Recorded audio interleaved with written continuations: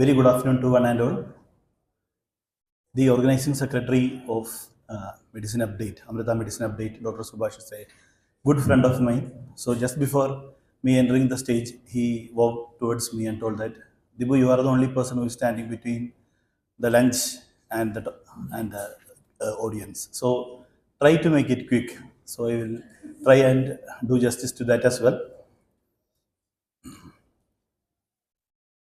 We need to, whenever we speak about vaccination, we all need to remember, or I need to remind you about this old story of Edward Jenner. We know that Edward Jenner initially came up with this concept of vaccine in 1796. He was a keen observer. So what he has observed is that in milkmaids in his area, almost all the young adult females, they have some scars in their face, but then the milkmaid looked very beautiful. So he was very keen to understand what exactly is going on. Why are these milkmaids are so beautiful? And he searched, and what he understood is that, or what he observed is that, they, even though their faces were pretty, but their hands are still having lot of scars. So he thought that, like that time there's this small cowpox going on. Probably it has to do something with the cowpox which is happening around that area.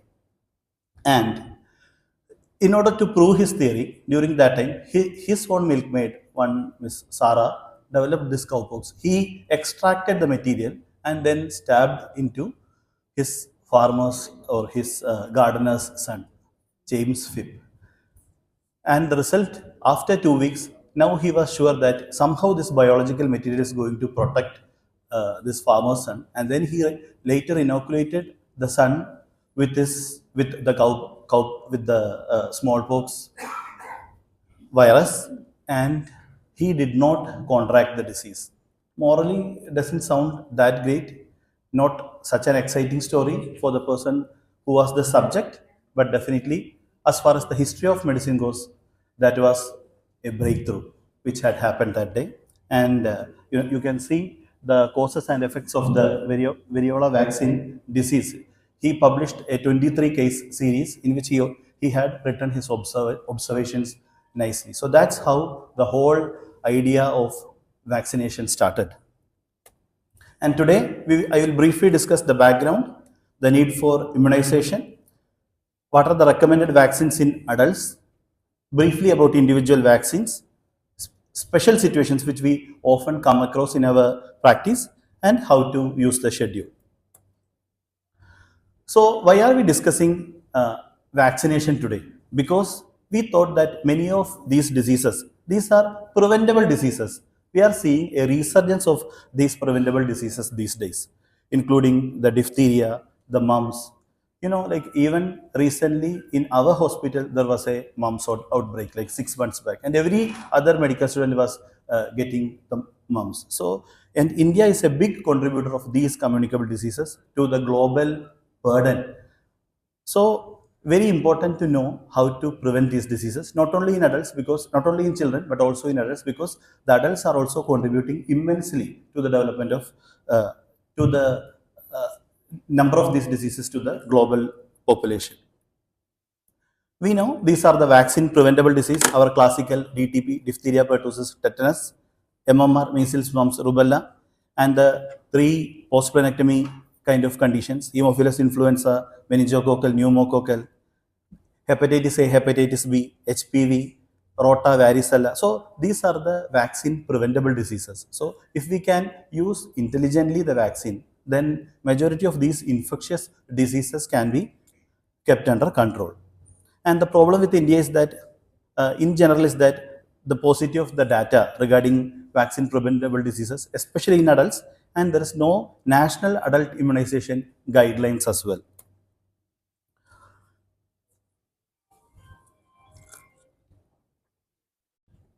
The immunization of an adult depends on the previous immunization received in childhood.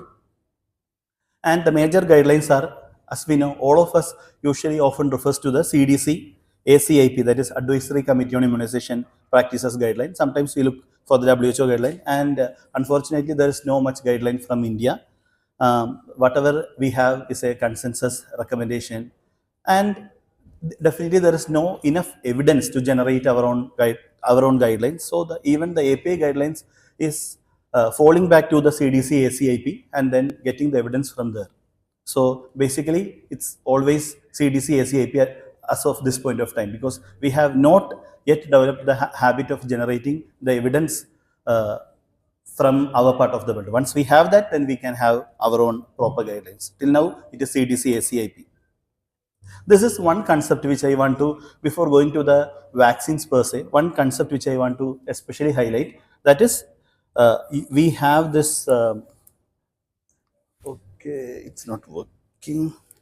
Yeah, we have this. You can see that yellow line. That is the immunity as the child. Okay. Yeah. Okay. So you can see the yellow line as from the infant to childhood to manhood. What is happening when he reaches the childhood and adulthood? The immune system develops to a certain degree, and that is the time the infection is at its lowest. And as the age advances towards the older age, there is something called immunosenescence which kicks in, and at that time, just like the infancy, the likelihood of getting all these infectious diseases is pretty high. So here comes the concept of healthy aging. Dr. Priya in her talk discussed about the metabolic syndrome, the need for exercise, diet. So exercise, diet, along with control of the non-communicable diseases and prevent the infectious diseases. So these four constitutes the healthy aging. So that's very important to remember. So whatever we could prevent, we should prevent. And this is life course immunization. So it's not just about this. Another very thriving concept in immunization these days. It is not only just about preventing the childhood, not only giving childhood vaccination, not only giving vaccines to the old age population, but as we move across the age strata, for every age, according to the condition, according to the comorbidities which one has, and according to the health, according to the work which they are doing, we need to stratify the vaccine which we can give to population. So that is the life course immunization concept. So that is also something which we need to understand to ensure that everyone is protected based on their occupation and the age. We know, no need to go into the details of these basic concepts. That is, live attenuated vaccines are there, inactivated vaccines are there, cellular or subunit vaccines are there, recombinant vaccines are there, and viral vector vaccines are there. One thing which we need to always understand is that in case of recombinant vaccine, the main thing is that you need to have a certain supply chain to ensure that that is remaining viable. Other than that, like the most important thing which maybe you need from a functional point of view, we need to remember is live attenuated vaccine, because live attenuated vaccine we cannot give to certain groups like immunodeficient, pregnancy, immunocompromised individuals, HIV individuals. So in this group of individuals, since we should not give live attenuated vaccine, you need to have a rough idea that these vaccines can be live attenuated vaccine. The second column, chickenpox, chikungunya, influenza. Influenza, most of the time what we are giving here is killed vaccine only, but still, just ensure that you are administering the killed vaccine only. Influenza, JE, MMR, smallpox, and yellow fever vaccine. So that is, other than that, whether it is inactivated or subunit or toxoid or viral vector, it doesn't matter. And another point which we need to understand is that whenever you give or whenever you administer a live vaccine, it is always subcutaneous route. So otherwise, sometimes, I often get called from my postgraduates, sir, should I give subcutaneous or should I give IM? So just remember the live vaccine, and all the live vaccine, by default, you give subcutaneous route. And all the killed vaccine, you give IM route. So that's the basic logic behind it. This is the ACIP guideline. So basically, you can see, depending upon the age, there are certain vaccines which we should give. So the yellow vaccines are coming, yellow colored vaccines are coming under that. And the violet colored is, if there is a risk factor, then it is recommended. We will go into the details, maybe, like towards the end one more time, if we have time. And once the initial guideline that is based on the age group, and once you look at the age group and decide, okay, in this age group these vaccines are definitely recommended, and if there is risk factor, then the other vaccines are recommended. Once you understand that, then you look at the comorbidities. So this is the comorbidity slide, and comorbidity, again, you can see the red means you should not give. Why you should not give? You should not give because there are certain contraindications. Top, you can see pregnancy, immunocompromising conditions, HIV with low CD4 count.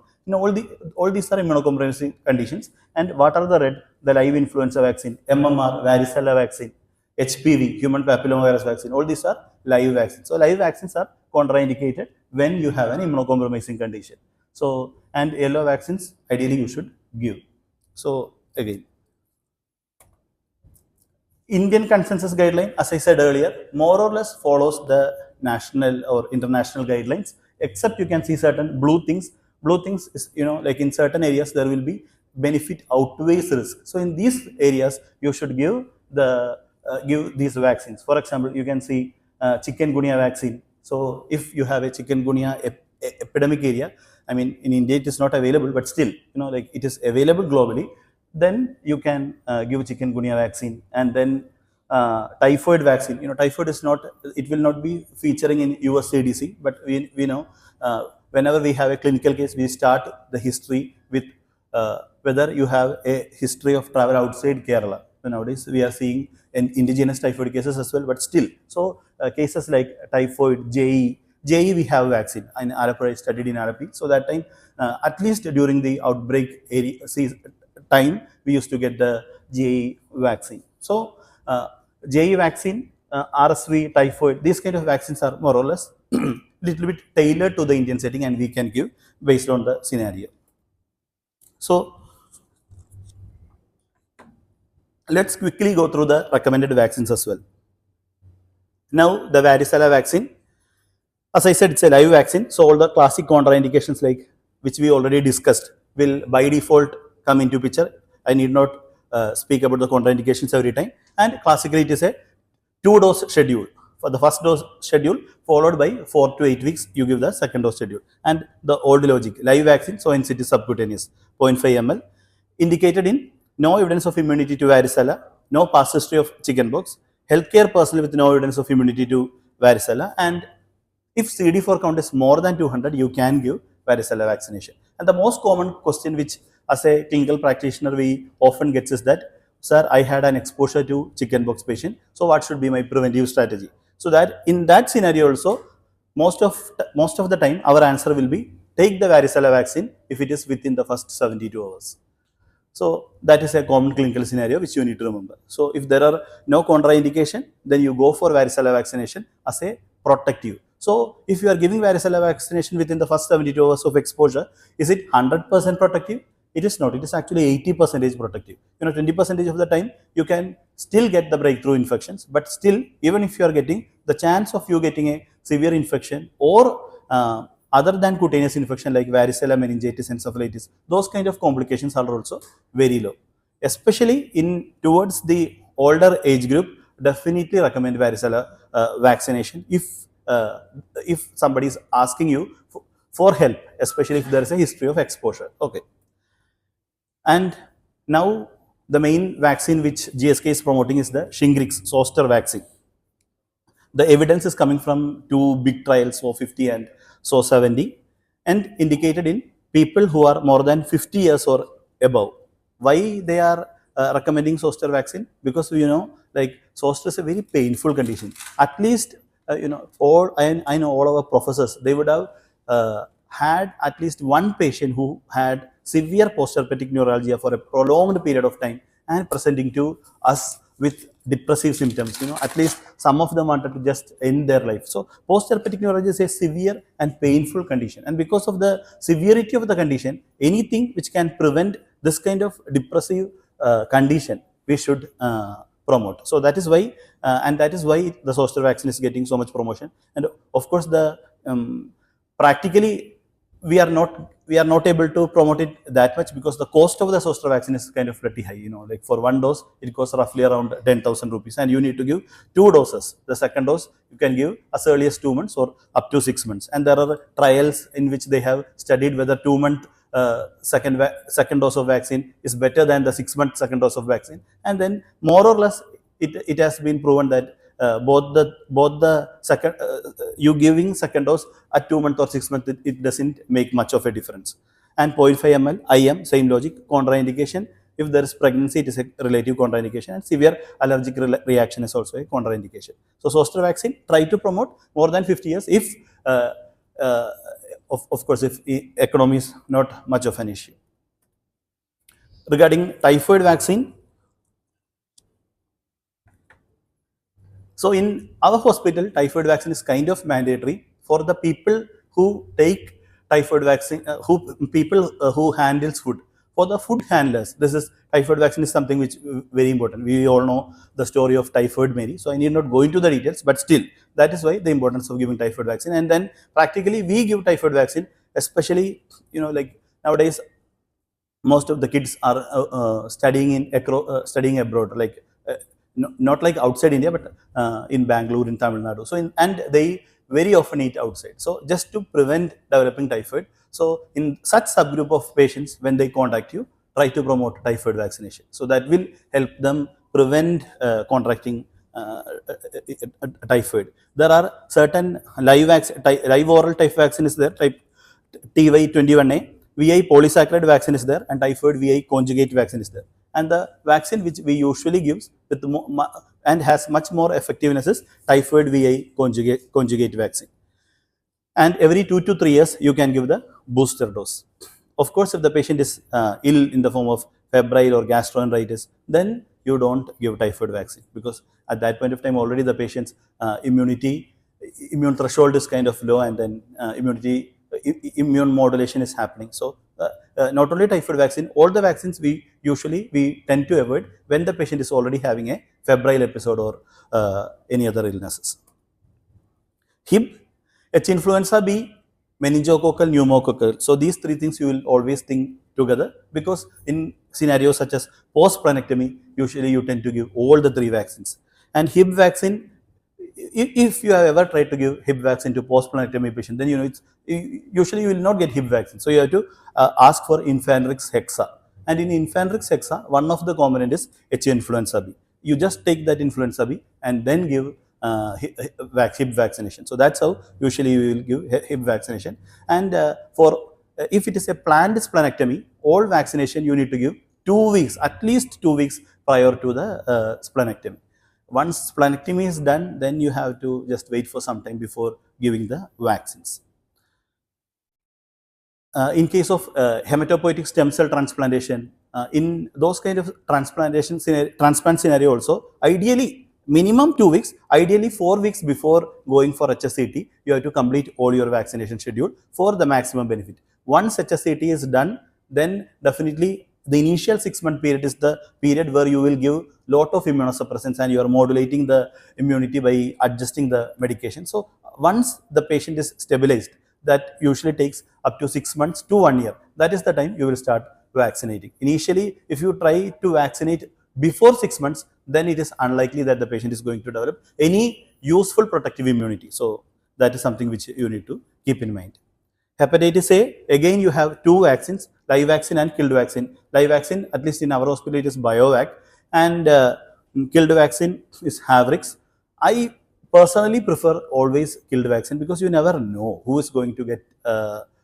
If you have a live vaccine and if you have a killed vaccine, then always go for a killed vaccine. That should be the dictum, because you never know whether they have already an underlying CLD, child A or child B, and then if they already have some amount of cirrhosis, then live vaccine may not be a good choice. Also, like an immunocompromised individual, if they are taking steroids or if they are already having some immunocompromising condition, then live vaccine can cause some amount of hepatitis. So why live vaccines? Always go for killed vaccine. But problem is that live vaccine always mimic the natural immunity, the natural state by which you get an infection. So even one dose is good enough. But whereas in case of killed vaccine, you have to always follow through with the second dose so that the protection will be maximum. So that is the caveat. But at the same time, when you have an effective vaccine, go for the killed effective vaccine. Hepatitis B, as healthcare worker, we all know, not only healthcare worker, STD, people, MSM, people who are sexual workers, injectable drug users, so in household contacts of hepatitis B, end-stage renal disease, CLD, HIV. So all these are risk factors, and these people should receive hepatitis B vaccine. But right now the problem is that if you take any vaccine, the cost is more than 1,000. But in case of hepatitis B, the cost is less than 100.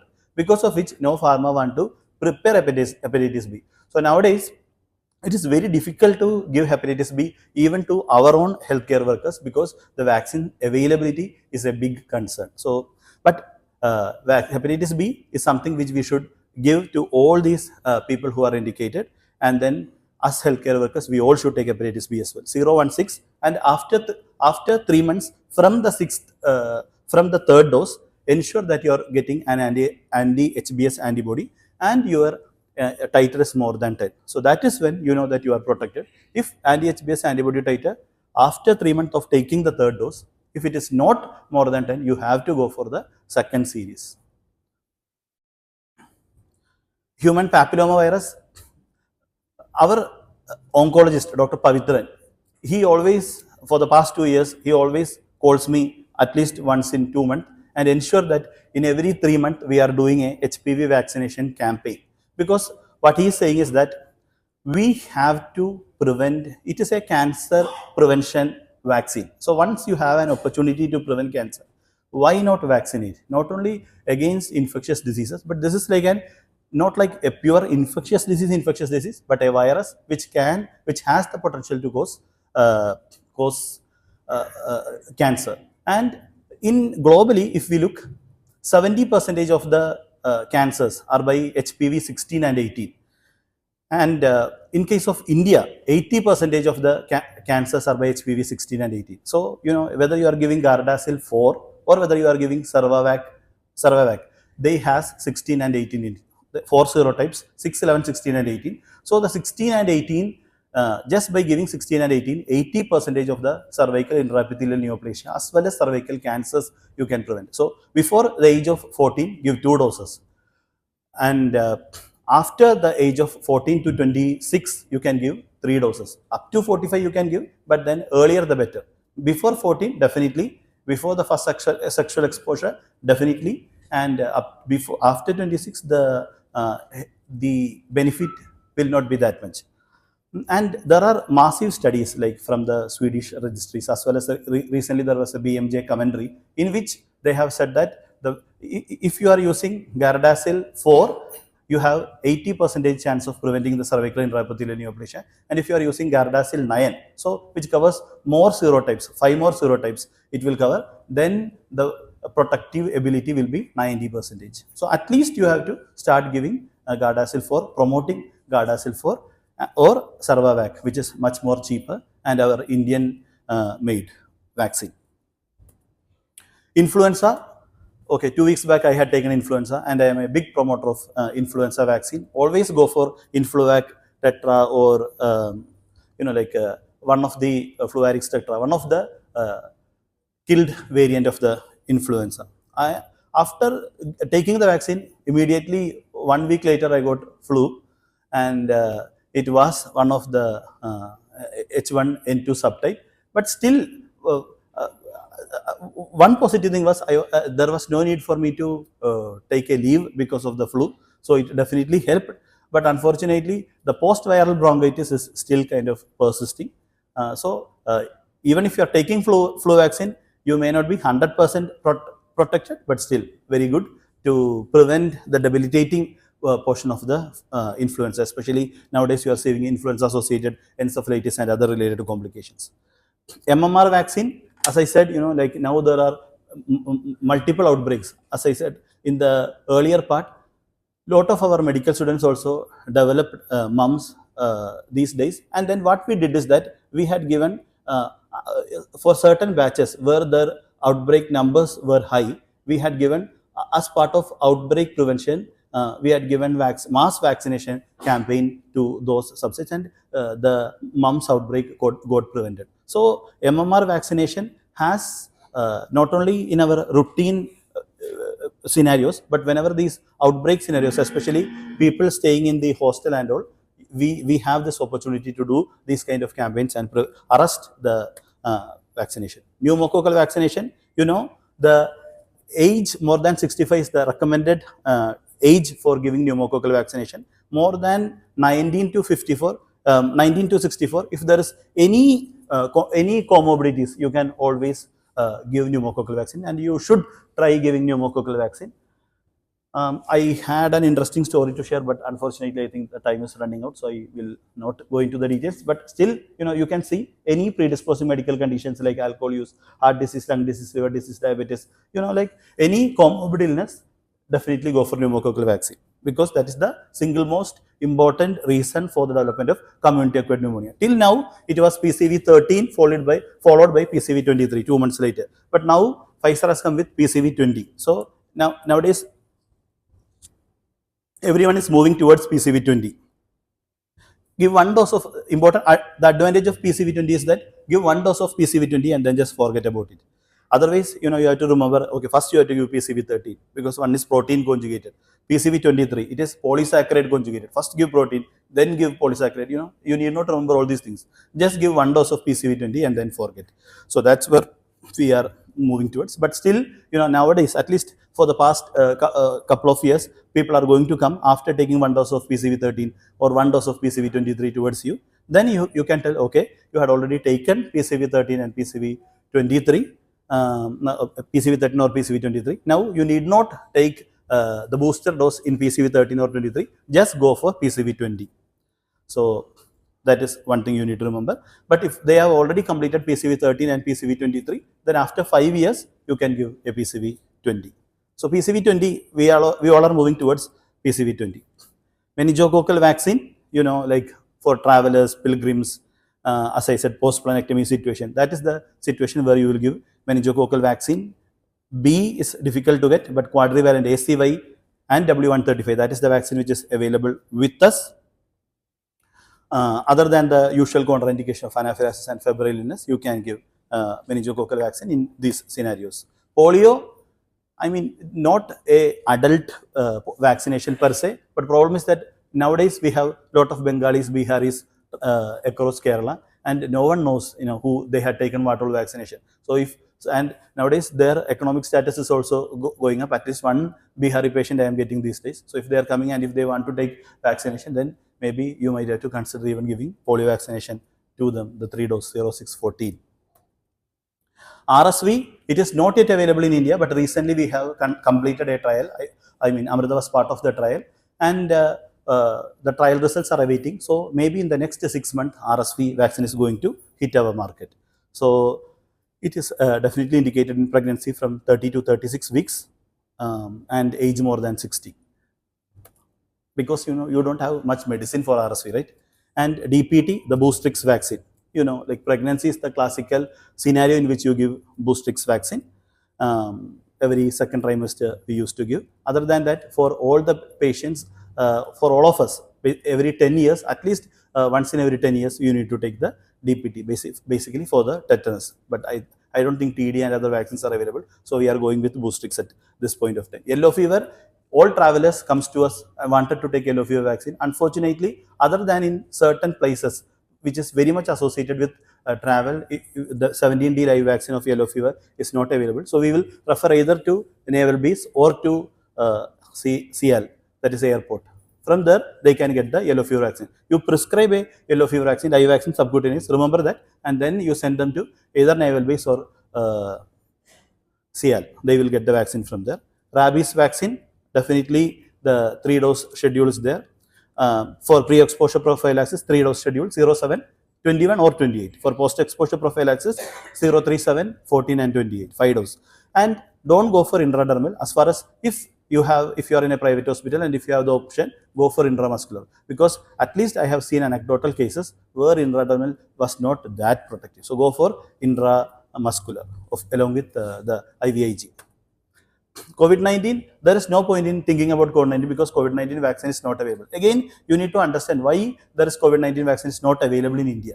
The problem is that it is very important to have that infrastructural ability to come up with the new vaccines. For example, in influenza vaccine, every annually you are getting the, I will finish in 1 minute. Every annually you are getting the new strains and vaccines based on new strain. But in case of COVID-19, we don't have that kind of capability to come up with the circulating strain, capture the circulating strain in India and come up with the new vaccine. Because of which we don't have that ability. We still not have annual COVID-19 vaccine just like the annual influenza vaccine. So these are the Indian consensus recommendations.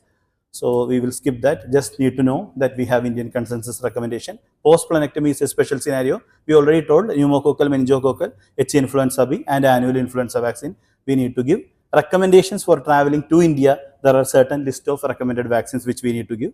And students traveling outside India, these are, because we are running an adult vaccination clinic. So at least daily one student will come to us. They want to go to outside and they want to get all these vaccines. So sometimes, MMR and all, we will check for the IgG titers, and if the IgG titers are good enough, we won't give vaccine. But if the IgG titers are not good enough, then we will always give the booster doses of vaccine, and then we will give the certificate. So this is like happening, like CDC, the guideline which we have already said. How to read this is also very important. Determine what is the vaccination which you want to give, and the additional recommended vaccine which we can give.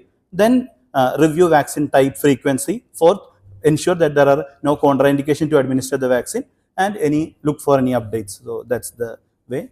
Of course, Indian consensus guideline of adult immunization is there, but as I said, the evidence is not strong enough. So let's follow CDC, ACIP for now. Doesn't matter. There are certain challenges, but thank you.